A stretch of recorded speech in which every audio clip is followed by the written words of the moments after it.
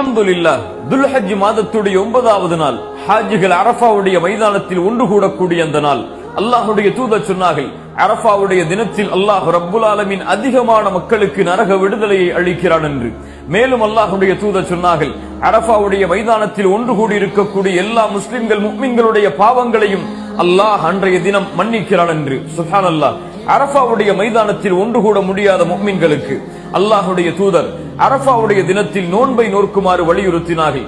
அல்லாஹ்வுடைய தூதர் சொன்னார்கள், யார் அரஃபாவுடைய தினத்தில் நோன்பை நோற்பாரோ அது அவருடைய முன் வருடத்துடைய பாவத்திற்கும் பின்னால் வரக்கூடிய வருடத்துடைய பாவத்திற்கும் பரிகாரமாக அமையும் என்று. நோன்புடைய கூலியை நாம் பொதுவாக அறிவோம்.